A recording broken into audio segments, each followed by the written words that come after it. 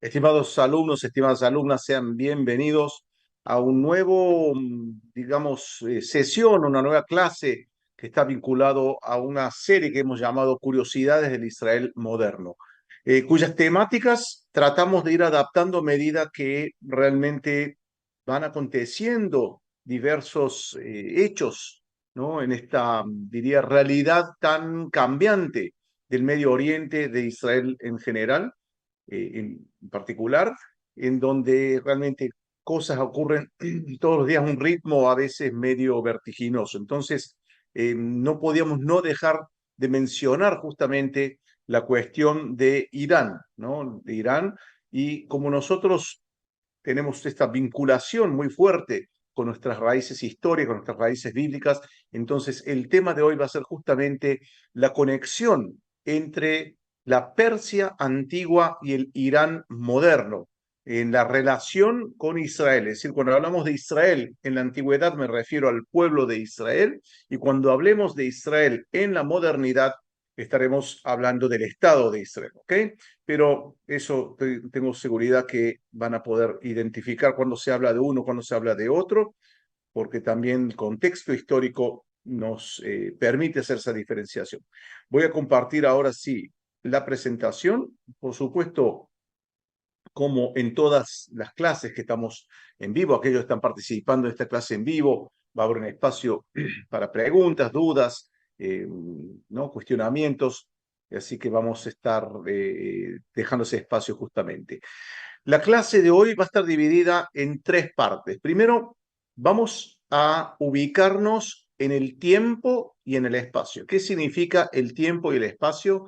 Significa, por un lado, la cronología y por otro lado, la geografía. Es decir, vamos a estar acompañando a lo largo del tiempo, desde los tiempos, digamos, bíblicos, inclusive desde el siglo XIII antes de Cristo hasta nuestros días, en la geografía, porque es fundamental aquí entender la geografía. Vamos a estar hablando también de qué es Irán, qué es Persia, cuándo es Irán. Inclusive el título de esta clase es Irán e Israel desde los tiempos bíblicos a la actualidad. ¿Existía Irán en el pasado? ¿Cuál es la diferencia? Vamos a estar hablando de eso en la primera parte. La segunda parte vamos a hacer el foco en las fuentes bíblicas, ¿no? Arqueológicas también, vamos a estar mencionando algunas cuestiones relacionadas a eso, para terminar ya en la tercera parte de esta sesión en este curso, digamos, Curiosidades del Israel actual. Vamos a estar hablando justamente sobre la relación Irán e Israel en la modernidad, y vamos a estar viendo de alguna forma algo que a mí personalmente me apasiona, que es estar haciendo conexiones entre el pasado y el presente. Así que de alguna forma estaremos jugando también con esas comparaciones. Los invito también a participar, preguntar y opinar en relación a estas comparaciones que estaremos haciendo entre pasado y presente. Ahora bien, vamos a iniciar entonces con esta primera parte, la parte de la introducción, para entender qué significa Irán, qué significa Persia, que vamos a estar hablando sobre eso. Tenemos que ubicarnos en el mapa, en la geografía. Cuando hablamos del imperio persa, fíjense la cantidad de países de la modernidad, ¿no? Es decir, todos estos países son modernos: Irán, Irak, Siria, Turquía, etcétera, Turkmenistán, etcétera, son los países de la modernidad. Y fíjense el tamaño de este imperio. Estoy hablando del imperio persa allí por inicios del siglo V antes de Cristo, en donde estamos hablando del primer imperio que podemos decir de alguna forma en conceptos modernos sería una especie de imperio global, ¿no? Abarca inclusive tres continentes: Asia principalmente, Europa y África. Llegaron inclusive hasta las islas griegas, aquí en la región sureste de Grecia. Podemos decir que era un imperio enorme, y una, digamos, un vestigio de esto, que lo vemos en la Biblia. También cuando leemos el libro de Esther, que recomiendo mucho leer el libro de Esther, que en mi juicio es un libro que más allá de la historia en sí, describe una realidad histórica fascinante del imperio persa. En Esther 8, versículo 9, leemos, por ejemplo, el trecho que está marcado aquí en rojo o en bordó. las provincias que había desde la India hasta Etiopía, es decir, fíjense, la India está aquí, Etiopía está al sur de Egipto, ¿no? 127 provincias, a cada provincia según su escritura y a cada pueblo conforme a su lengua. Es decir, estamos hablando realmente de un imperio muy grande. Ahora, ¿dónde comienza todo esto? Es decir, ¿cuál es el origen del imperio persa? Bueno, hablamos del siglo XIII antes de Cristo, no hay imperio persa, ¿no? Lo que había en la región del actual Irán, si se quiere, o el actual, inclusive la actual Persia, ya voy a estar explicando qué significa, ¿no?, la actual Persia, ¿no? Persia es una región geográfica, principalmente, que está más o menos por aquí. Entonces, lo que vemos es que hay un pueblo llamado Elam, o Eilam en hebreo, que tiene su, vamos a decir así, su origen justamente en la zona del Golfo Pérsico, en la zona del actual Irán. Es decir, este es un mapa que refleja el siglo XIII, ¿no? 1200 a.C., ¿qué ocurre en esa época a nivel bíblico? Si lo comparamos, estamos hablando tal vez de ya la conquista de Canaán por los israelitas, ¿no? La salida de Egipto está más o menos en el siglo XIII.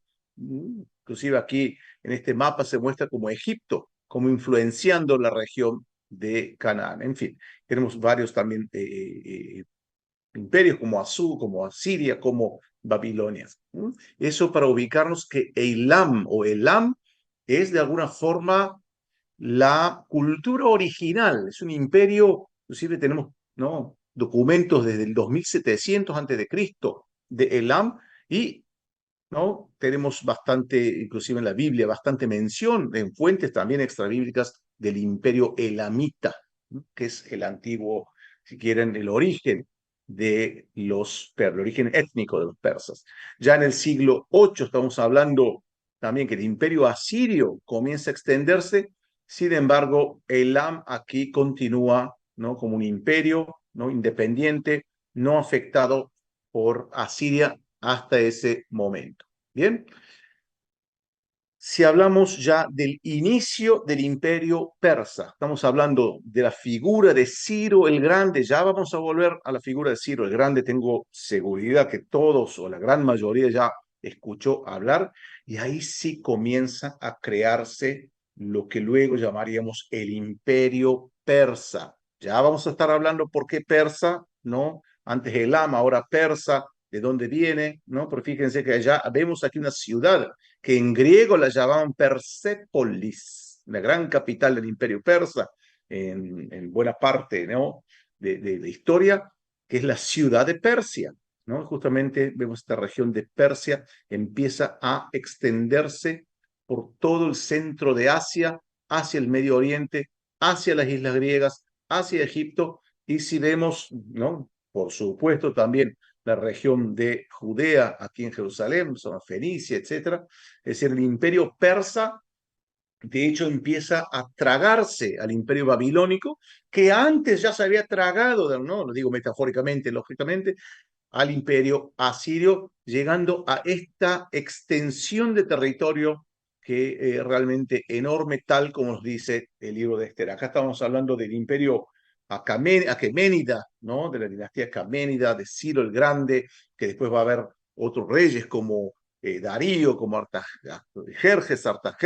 Vamos a estar mencionando a todos esos reyes. Es decir, un imperio que realmente, digamos, un ejemplo, ¿no?, de una cultura que se extendió a lo largo de esta región. Bien, podemos decir que a lo largo de la historia el imperio persa, o voy a ser más preciso, no solamente el imperio persa, la cultura persa o la región de Irán, del Irán actual, gozó en la mayor parte del tiempo de independencia. Pocas veces fue conquistado, y una de las veces que fue conquistado fue a través de la gran victoria de Alejandro Magno, ya en el siglo IV, ¿no?, en el último tercio del siglo IV, cuando Alejandro Magno realmente comienza a conquistar prácticamente, ¿no?, el mundo conocido en aquel entonces, buena parte, y luego de Alejandro Magno ya viene el imperio Seleucida, que va a ocupar buena parte de lo que sería en aquel momento el imperio persa, ¿no? Que aquí lo podemos ver en este mapa, estamos hablando ahí del siglo III antes de Cristo, y aquí estamos haciendo bien un breve resumen, un breve repaso de la geografía para ubicarnos en el tiempo y en el espacio, y por supuesto que sobre cada mapa aquí da para hacer un curso completo, totalmente. Probablemente ustedes conocen o escucharon hablar sobre el Imperio Parto. ¿Por qué digo probablemente? Porque en la época del rey Herodes, ¿no? Aquellos que estudiaron en nuestro Congreso Internacional de Arqueología Bíblica de hace un par de años, que el tema era Herodes, mencionamos mucho los partos. Los partos eran una amenaza al Imperio Romano. Estamos hablando de tribus, ¿no? Que conquistan de los Seleucidas, tribus también persas, que conquistan de los Seleucidas buena parte de su territorio. No llega a ser aquel imperio persa gigantesco que vimos allá por el siglo V antes de Cristo, es decir, estamos hablando igualmente de un territorio bastante extenso, y Roma estaba aquí, ¿no? En toda esta región. Entonces vemos aquí como el imperio parto es una especie de contra de, digamos, el imperio que rival del imperio romano, con muchas guerras, inclusive intentaron conquistar aquí por un tiempo, conquistaron Jerusalén, también el imperio parto. Es decir, estamos hablando de vuelta, un centro de poder muy importante en la región de Asia Central. Si vemos, seguimos con el espacio y con el tiempo. Probablemente escucharon hablar del imperio sacénida. Es otra tribu persa, ¿no? Fíjense que fíjense, Partia estaba aquí. Son tribus, fíjense que como Persia, vienen de aquí. Y esta es una tribu sacénida de la región de Irán, del Irán actual, que empieza también, digamos, conquista de los partos, que también de origen persa, y comienzan a extenderse una buena parte, inclusive llegando a la India propiamente dicho, a una buena parte de la región del Asia Central. Si vemos aquí, previo a la conquista musulmana del siglo VII, y recomiendo, por supuesto, a aquellos que todavía no vieron el curso sobre el Islam con el doctor Eyal Merón, que habla justamente sobre la expansión del Islam hacia buena parte del mundo conocido por aquel entonces. Fíjense qué interesante, si antes hablamos que los partos estaban aquí y hacían la contra o la rivalidad al Imperio Romano, fíjense lo que ocurre en el siglo VII, previo a la conquista árabe de Imperio Sasánida y otros territorios. El Imperio Bizantino es la herencia, de hecho, de Roma. De hecho, los bizantinos no se veían a ellos mismos como bizantinos, ni sabían lo que significaba, porque es un término más de los historiadores. Ellos se veían a sí mismos como romanos. Es decir, que vemos aquí que esta es la Roma convertida al cristianismo, y enfrente de vuelta la rivalidad, esta vez con otra dinastía persa, que son los sacénidas, que finalmente van a ser conquistados por el imperio musulmán. El Islam en menos, diría yo, de 100 años conquista muy buena parte de lo que es el mundo conocido. En ese momento me refiero al eje central alrededor del Mediterráneo, llegando inclusive a España, ya en el 711, 712, lo que se llama Al-Andalus.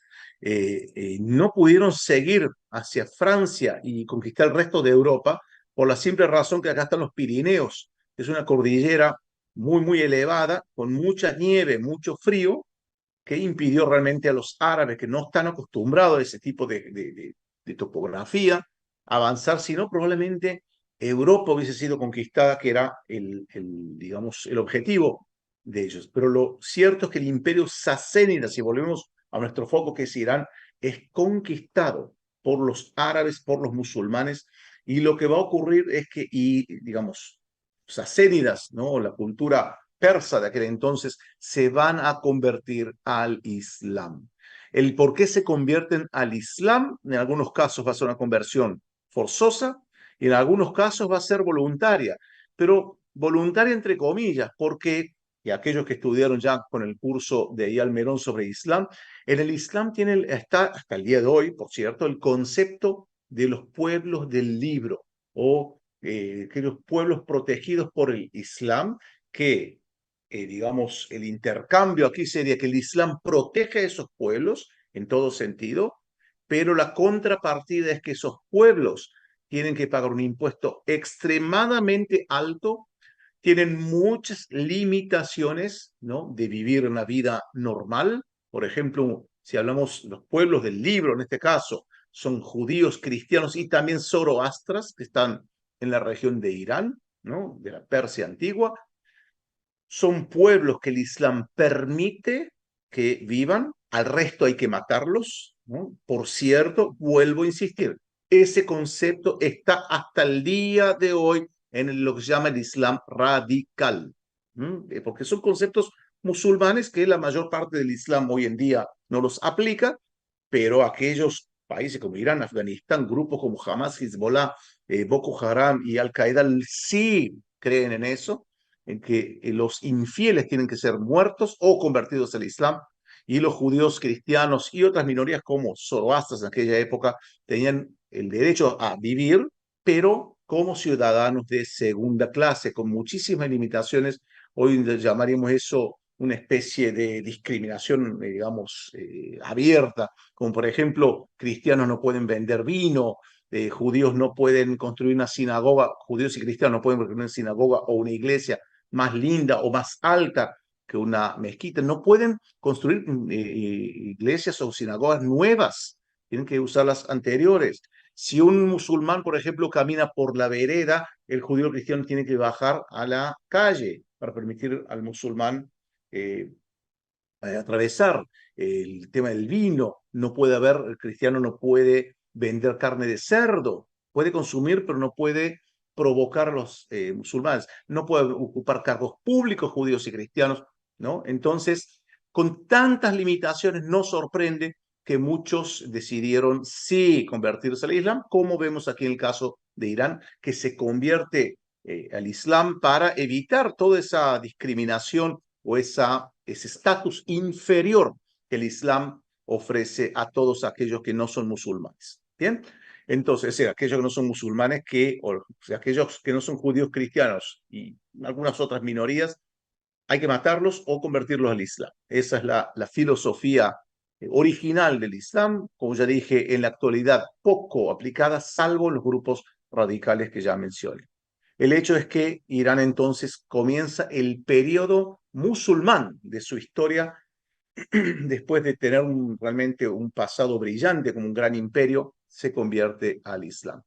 Durante diversas épocas, diversas o diferentes dinastías musulmanas fueron controlando esta región, que sería, por ejemplo, estamos hablando del Irán actual, sería esto aquí, o el Irán actual sería esto aquí, y a veces se extendía más al oeste, más al este, más al norte, pero básicamente en la región de Asia Central, todas dinastías musulmanes, que no viene acaso ahora cuál es la diferencia entre uno y otro, pero son familias, ¿no?, que toman el poder de alguna forma u otra, como por ejemplo el caso de los Juaresmas, ¿no?, un imperio grande justamente, pocos años, pero llegó a tener también digamos, su influencia, hasta que los mongoles, ¿se acuerdan que les dije? Pocas veces en la historia Irán, o la región de Persia, si quieren, la verdad lo más correcto es decir Irán, más que Persia. Irán pocas veces fue conquistada, como el caso del Imperio Mongol, que allá por el siglo III inclusive llegaron a la región aquí de Israel, inclusive aquí muy cerquita donde yo vivo hubo una batalla muy importante con la invasión mongol aquí en la tierra de Israel. Es decir que vemos también la influencia de los mongoles, un gran imperio, por cierto, del pasado. La dinastía safávida, que fueron aquellos que ya en el 1500, alrededor del 1500, adoptaron el chiismo. Es decir, si hablamos del Islam, tiene se divide básicamente en dos principales corrientes, los sunitas y los chiitas, sino que los sunitas es la abrumadora mayoría del Islam, más o menos 90% de los musulmanes son sunitas, y una minoría, cerca del 10% son chiitas. Irán abraza en esta época safávida, el imperio safávido va a adoptar justamente el Islam chiita, ¿no? Que ya vamos a volver al concepto del Islam chiita más adelante. El tiempo pasa, ya nos vamos acercando a la modernidad. Vemos lo que llama la dinastía, de vuelta, son dinastías musulmanas, dinastía Qajar, que entre el siglo XVIII e inicio del primer cuarto del siglo XX ya comienzan a definir, se comienza a definir lo que va a ser el mapa final de Irán. Hay influencias rusas, aquí británicas, ¿no? Diferentes épocas, no voy a entrar a eso de vuelta. Cada mapa aquí es para tener un curso completo sobre la geopolítica de cada época, pero lo cierto es que en esta va a ser una dinastía también que va a durar muchos años hasta que llega la dinastía Pahlaví, ¿no? O Pahlaví en español, en donde ahí comienza el periodo, lo que se va a llamar el Shah de Persia. ¿Mm? Así se lo llamaba, ¿no? El Shah de Persia o la dinastía de los Shah. Shah en idioma persa significa rey. Por cierto, el ajedrez es un invento, ¿no? Abro paréntesis, el ajedrez es un invento persa. El ajedrez se dice Shahmat. ¿Qué significa Shahmat? El rey cae. Shah, Shahmat, ¿no? Jaque mate, ¿qué significa jaque mate? Viene de Shahmat, la misma palabra. Entonces, ¿no? Para que entiendan el concepto de Shah, y esta dinastía va a tener una orientación muy pro-occidental.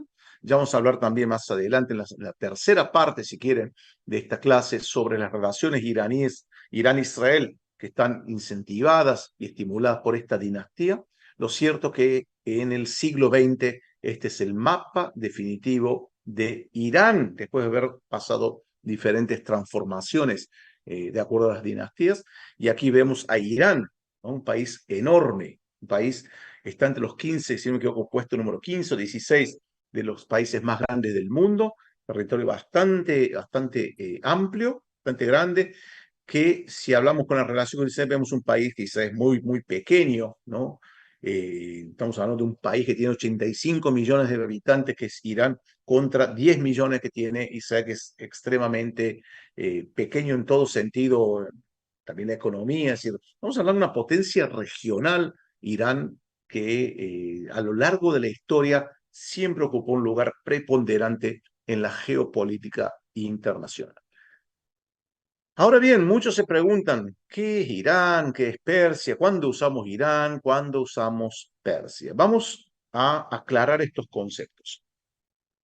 Cuando hablamos de Irán, hablamos de una región geográfica, es el nombre de un país, de un territorio. Ya en el siglo XIII antes de Cristo, inclusive documentos inclusive antes mencionan un territorio llamado Irán, ¿no? Que no se sabe exactamente dónde quedaba, pero no hay dudas que queda por la región de la Irán actual, es decir, que este territorio, ¿no? De alguna característica parecido al Irán actual era llamado Irán. ¿Qué significa Irán? Y ahora ustedes se sorprenderán, porque significa la tierra de los arios. Seguramente ya están haciendo la conexión con la Segunda Guerra Mundial, con Hitler, la raza aria. Bueno, sí, es eso exactamente. Irán significa la tierra de los arios. Étnicamente, Irán son arios, solamente que Hitler va a ser una especie de tergiversación de eso. De hecho, ¿no? Si hablamos del origen, de por qué esa conexión entre los arios de Hitler y los arios de Irán, es porque Europa, en alguna parte de la historia, fue poblada por arios que venían de Irán, justamente, ¿no? De ahí esa conexión. Y Persia, cuando hablamos de Persia, estamos hablando de una región geográfica dentro de Irán. Vean aquí, por ejemplo, hasta el día de hoy una provincia llamada Fars. Fars, para aquellos que no saben, en muchas lenguas de la región, aquí en Mesopotamia, o lenguas semíticas, el hebreo, por ejemplo, la letra F y la letra P es la misma letra. Estudien hebreo bíblico en las clases de Raquel Orenstein. Es la misma letra, dependiendo cuándo la pongo en el inicio o en el medio de la palabra, se pronuncia P o se pronuncia F. Quiere decir que parás. En hebreo, justamente, persa se dice parás o fars, en idioma persa. De ahí que vino Ciro el Grande, ¿no? ¿Se acuerdan que vimos el mapa de Ciro el Grande? Comienza desde Persia, esta región llamada Persia, comienza a conquistar el mundo, digamos, por lo menos buena parte del mundo conocido hasta ese momento. Tanto Heródoto, el historiador griego, si quieren el padre de historia, eh, ya denominaba a esta región, al imperio o a la región, ¿no?, de Irán, la denominaba Persia. La Biblia también la llama de Persia. No existe en la Biblia el nombre Irán, por más que Irán sería el nombre correcto, porque se identificaba justamente a los persas que habían conquistado y se habían extendido a lo largo de una muy buena parte de esta región. Y una cosa curiosa es que Persia era el nombre al que llamaban, no los iraníes llamaban a ellos mismos iraníes, pero el Shah de Persia en el año 1935 exigió a todos los países que no llamen más ese lugar de Persia. El nombre oficial es Irán. Y podemos decir que él estaba correcto en lo que él decía, porque realmente la tierra se llama Irán, nada más que ya en Occidente, desde época de Heródoto, de la Biblia, ¿no? Llama Persia. Inclusive me cuesta a mí decir, bueno, inclusive muchos de ustedes que ya recuerdan los días del Shah, nadie decía el Shah de Irán, era el Shah de Persia, ¿no? Como si fuese un concepto, y a los iraníes no les gustaba mucho eso, entonces él exigió en su momento el Shah del año 35 que no sea más el nombre oficial Irán.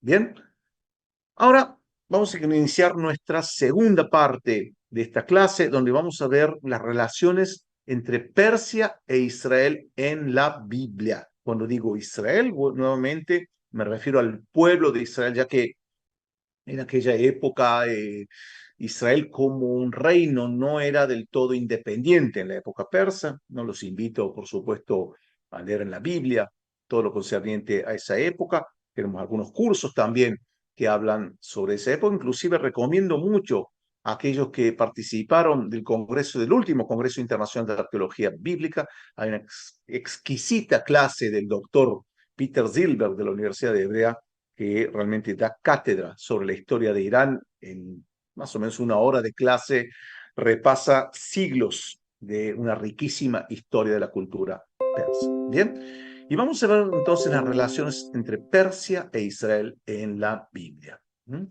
Empecemos con el inicio, ¿no? El Génesis 14, tenemos aquella famosa historia que seguro que recordarán, ¿no? La historia de los 5 reyes contra los 4 reyes. Es la historia del rey de Elam, ¿no?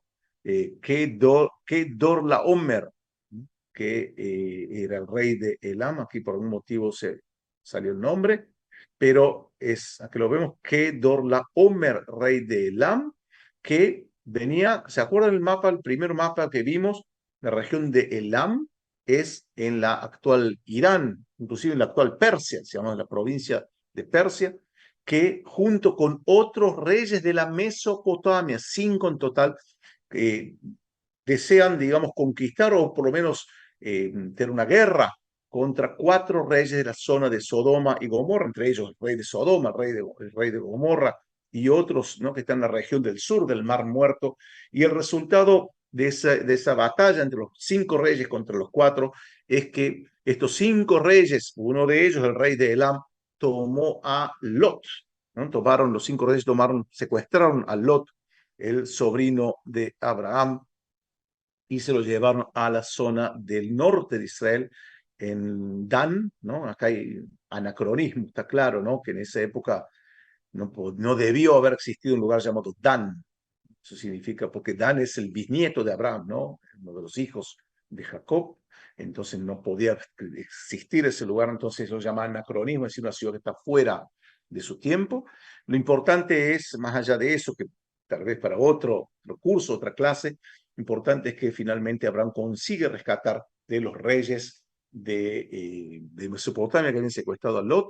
Y yo siempre digo que esta historia de Génesis 14 es como tal vez una premonición de lo que ocurriría algunos milenios después, ¿no? Entre Israel e Irán, ¿no? Ya tal vez en aquella época existían digamos, las bases, ¿no? O los cimientos de una relación complicada entre Israel e Irán, que no siempre fue así. No siempre fue así. De hecho, la mayor parte del tiempo la relación fue buena en la época bíblica. De hecho, la imagen de los reyes persas es muy positiva, es decir, y ya vamos a ver cuándo a veces la historia pasa a ser un poco negativa, pero en general es una relación muy positiva entre Israel y Persia. Veamos, por ejemplo, en el libro de Isaías 45, versículo 1, dice una cosa sensacional aquí. Fíjense, Isaías dice así: así dice Jehová a su ungido. ¿Saben cómo aparece eh, en la Biblia hebrea la palabra ungido? ¿Qué término? Mashiach, es decir, Mesías. No en una connotación que nosotros conocemos ahora del Salvador, ¿no? O el, digamos, o el rey de Israel, no. En la connotación original, ungido. Mashiach en hebreo significa ungido.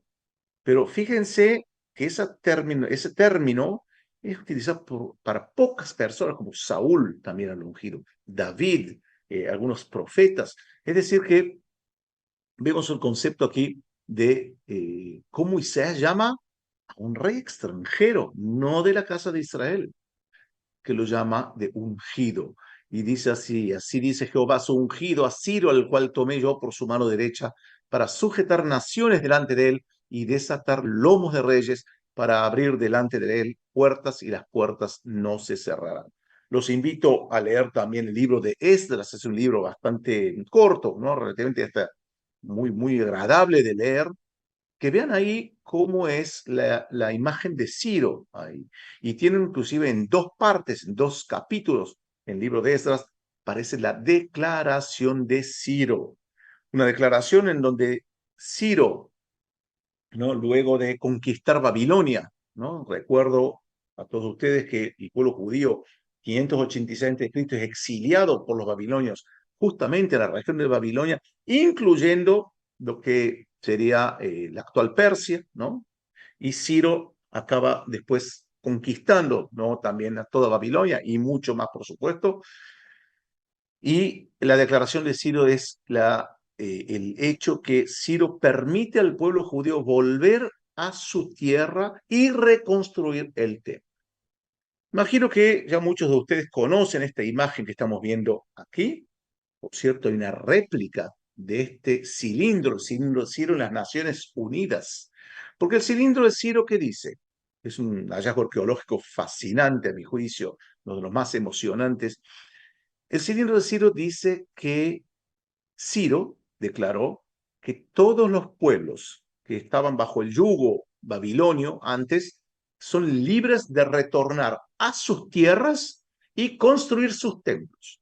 El cilindro no habla del pueblo judío, no ninguna referencia, pero es una coincidencia apasionante, diría yo, fascinante entre el texto bíblico de Esdras y esto que dice aquí. Porque Esdras, lógicamente, la Biblia está centrado en el pueblo judío, en el pueblo de Israel, y aquí está declarado, entonces va a mencionar que Ciro liberó al pueblo judío, pero este documento aquí dice que la política de Ciro en general era liberar a los pueblos, retornar a sus tierras, retornar a sus templos. Por eso justamente hay una réplica en las Naciones Unidas.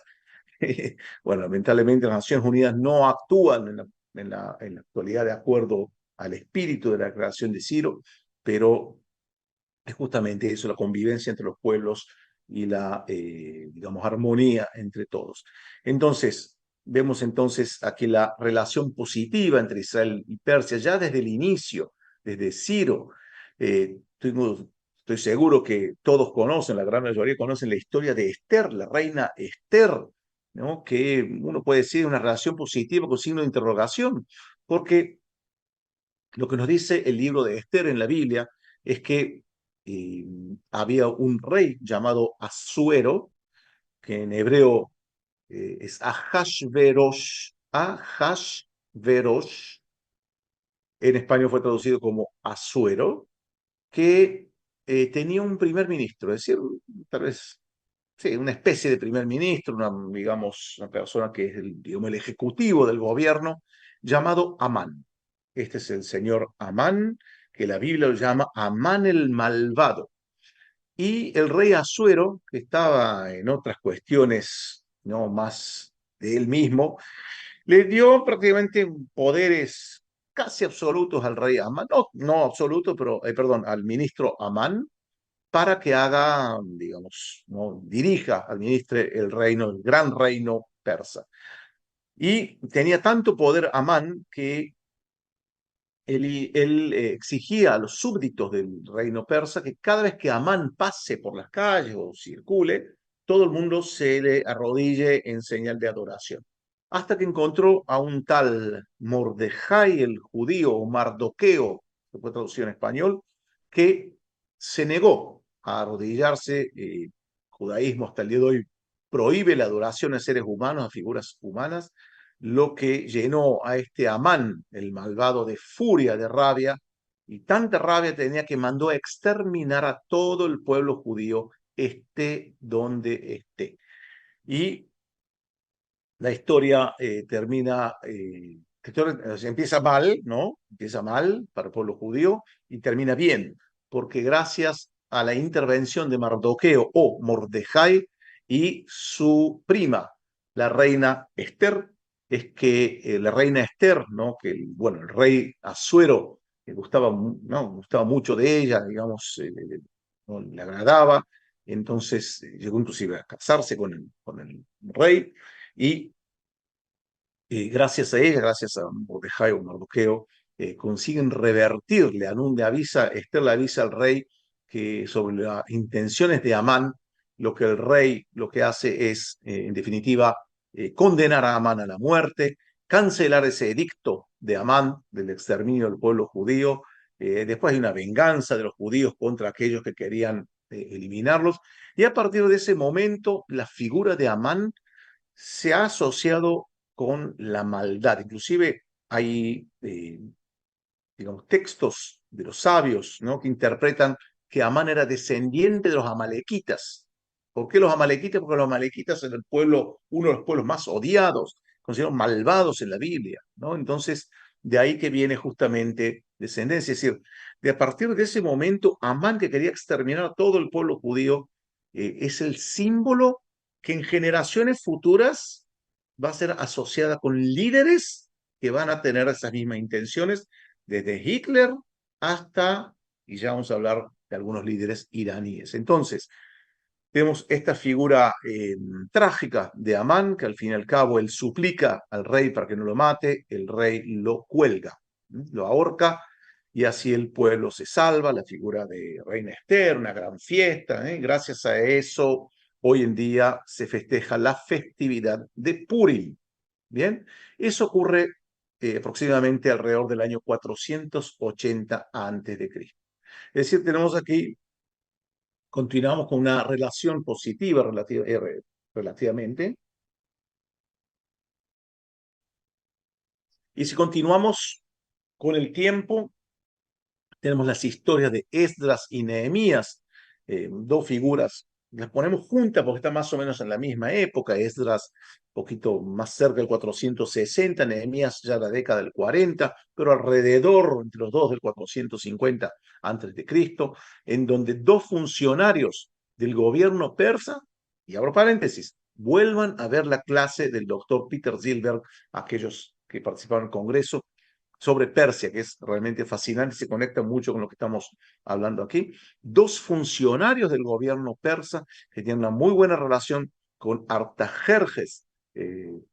Hoy en día lo llamamos Artajerjes el primero, después va a haber otro segundo, en donde Esdras es enviado, inclusive una carta del rey, que era una especie de pasaporte que le permitía ir y sin ningún inconveniente. Nehemías también, ¿no? Es enviado, inclusive Artajerjes no solamente que permite la construcción del segundo templo, la reforma de Jerusalén, la construcción de Jerusalén, sino que inclusive aportó dinero para ello. Es decir, que vemos también de vuelta, por lo menos en el texto bíblico, la figura de otro rey persa que es muy, digamos, de alguna forma, inclusive da para entender que es amigo por lo menos de Nehemías, de relación de amistad, conversan. Eh, entonces vemos aquí esa actitud positiva. Después algunos intérpretes sabios del judaísmo llegaron a interpretar que hasta Artajerjes tenía esa posición positiva hacia el pueblo judío porque era en realidad hijo de la reina Esther, que se había casado con su padre, que es Asuero, que ya vamos a ver cómo en las crónicas o en la historia persa tenía otro nombre. Bien, y si hablamos justamente de los reyes que aparecen, reyes persas que aparecen en la Biblia, todos aquí tienen una imagen positiva, ¿no?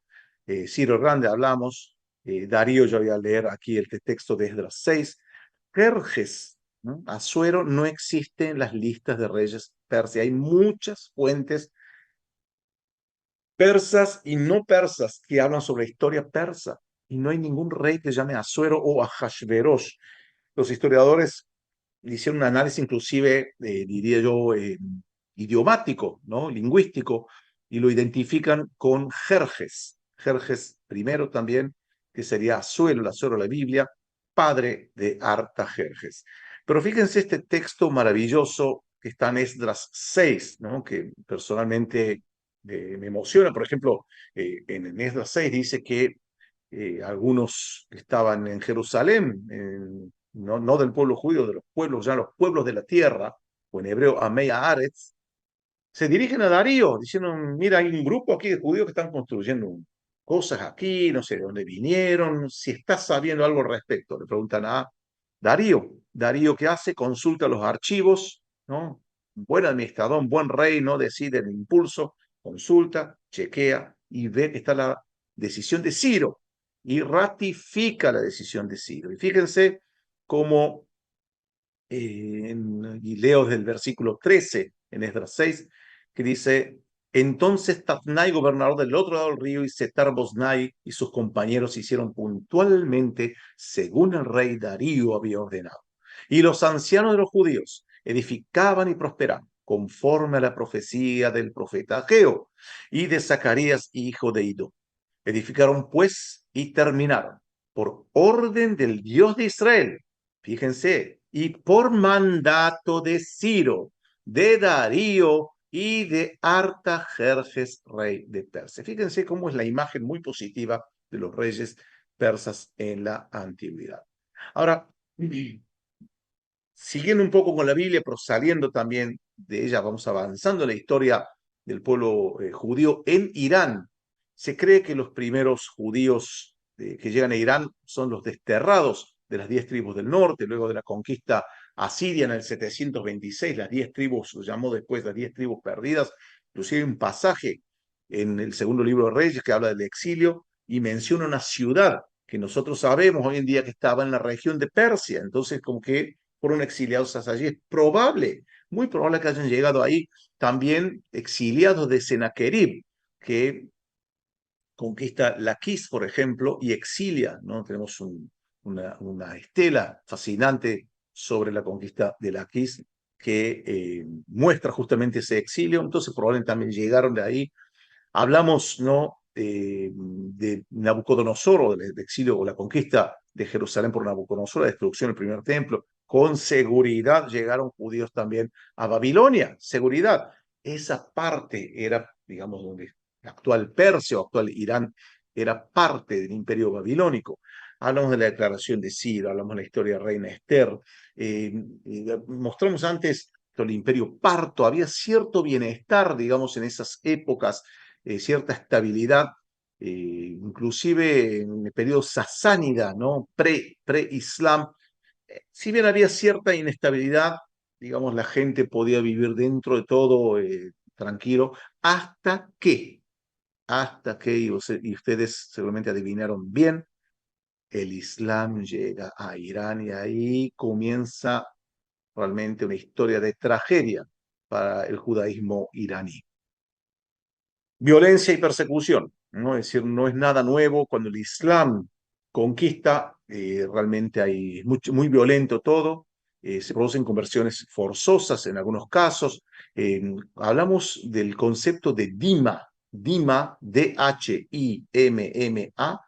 es un estatus que aparece en el Islam, los pueblos del libro que mencioné antes, es decir, aquellos pueblos judíos y cristianos y otros, ¿no? Principalmente judíos y cristianos, que pueden vivir bajo el Islam. El Islam divide el mundo, y eso creo que lo hemos hablado varias veces, inclusive Eyal Merón en el curso de Islam lo habla bastante. Hemos hablado sobre que el Islam divide el mundo en dos partes. Uno se llama Dar el Islam. No estoy diciendo en español, estoy diciendo en árabe. Dar el Islam, es decir, la casa del Islam. Dar significa casa. Y Dar el Harb, que significa la casa de la espada o la casa de la guerra. Así se divide el mundo de acuerdo al Islam.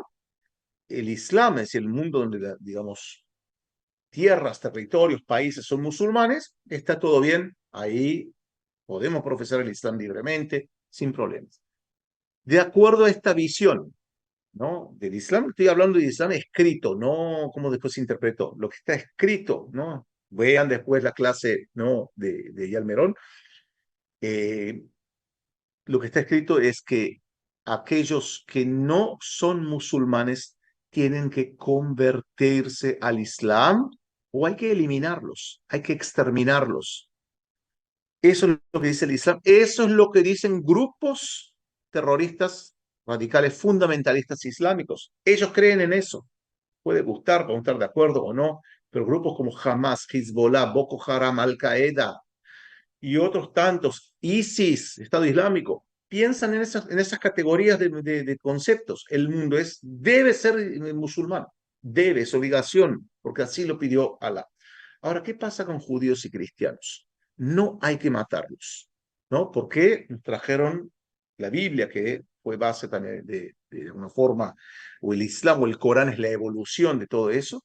No hay que matarlos, pero hay que humillarlos. Hay que cobrarles un impuesto enorme, hay que, no solamente el impuesto enorme, hay que humillarlos, es decir, y cobrar el impuesto enorme por cabeza, aparte, un impuesto global, si se quiere, de toda la comunidad, muy grande, muy fuerte, forma que pagarlo en forma humillante, es decir, que hay que arrodillarse, pagar, no pueden construirse sinagogas, iglesias, lo mencionamos eso, es decir, hay todo un estatus inferior que se llama Dima. Y el Islam cuando llega a Irán, llega con ese, en el siglo VII, llega con ese pensamiento. Tienen que usar una vestimenta diferenciada, ¿no? Es decir, que para que un Islam no caiga víctima, entre comillas, de tentarse de casarse con una judía o una cristiana o judío cristiano. Es decir, toda esa cuestión de ciudadanos de segunda clase que el Islam trata así a los pueblos libres, judaísmo y el cristianismo.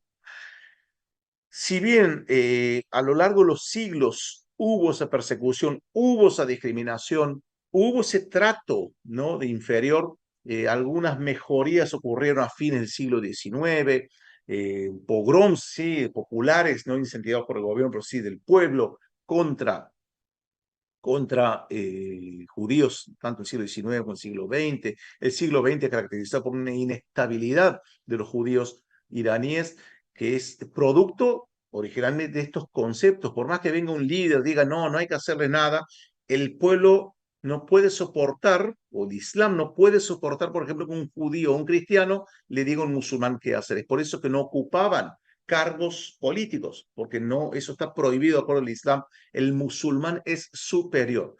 Me estarán preguntando seguramente, pero eso ocurre hoy en día. La mayor parte del mundo musulmán no actúa así, ¿no? En día a día, no piensan.